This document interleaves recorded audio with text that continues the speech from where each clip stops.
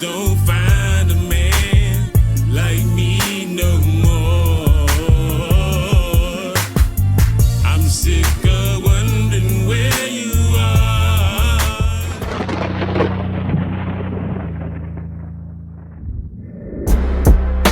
Most underrated producers of all time. When you think about West Coast hip hop, as far as the actual sound, what's the first thing that comes to mind? If you like me, you probably went straight to G-Funk. The simple yet big drum patterns, heavy bass lines, piano chords, and synthesizers. The West Coast has always stood on having a unique production style that is often imitated but never duplicated. A lot of West Coast samples old soul, funk, and R&B records with artists like Parliament Funkadelic, with George Clinton, Bootsy Collins, and Eddie Hazel, Zapp and Roger Troutman, just to name a few. Usually the first name that pops up when you mention West Coast hip-hop production is, of course, Dr. Dre, for obvious reason. Dr. Dre, in my opinion, is the greatest producer in hip-hop and rap music, transcending every era of rap and still influencing producers across the world. To this day!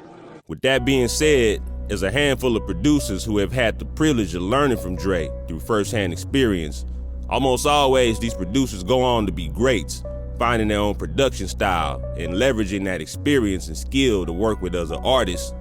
Some of these producers may not have gotten credited for all their work, or may have just been credited as session musicians, programmers, composers, and so on and so forth. When you think about classics like The Chronic or Doggy Style, usually Dre gets a lion's share of the credit, but there's no way you can mention those monumental classics as well as several other West Coast classic albums and collaborations without mentioning the legendary Daz. Daz Dillinger, or Dat Nigga Daz, is from Long Beach, California. I wasn't able to find much info about Daz's upbringing as far as what inspired him to start making music and his influences. Although it seems pretty obvious if you listen to his beats, you can tell Daz grew up hearing classic R&B, soul, and funk records, and obviously hip-hop, being influenced by acts like NWA.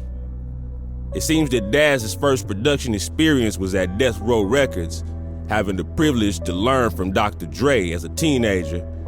Unbeknownst to a lot of fans, Daz had a lot to do with the production on Dr. Dre's classic, The Chronic, getting his feet wet on arguably the greatest hip-hop album of all time, a sound that changed the sonic landscape in modern music at the time.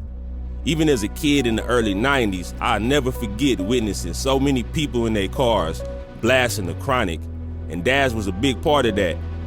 During an interview with DJ Vlad, Daz mentions that it was Warren G that taught him how to program a drum machine, but it was Dre that taught him how to take what he had from the drum machine, track it out individually, and then build on top of that, bringing the song to life. He also says he was around 15 or 16 years old at the time, being 17 when The Chronic came out, and also the age he was signed to Death Row. I did Ain't No Fun, I did slew of songs, Rat-a-tat-tat. I mean, you know, a bunch of songs I probably just got programmed drum, programmer, something like that on there, you know. Yeah, it was, you know, it was a clobbering game back then.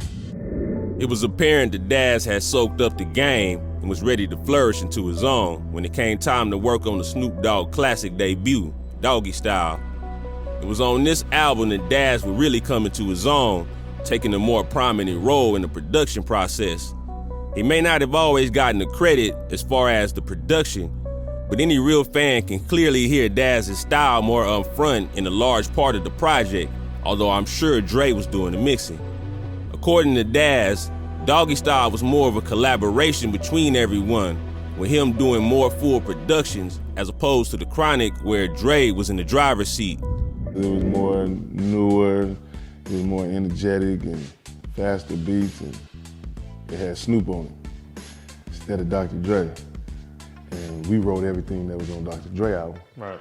But then we performed as us on the Doggy Style album. But people didn't know our face. They only know our music. On The Chronic, we was just help putting it together. Right. On the Doggy Style, we actually created and put it together instead of Dre taking our ideas and putting it down. That's when we was just all learning from the first album.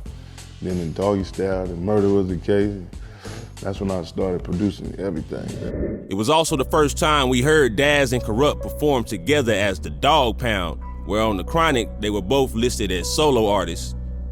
Take a young Daz with the influence of Dr. Dre and mix it with Snoop Dogg's smooth melodic tone, and the rest is history.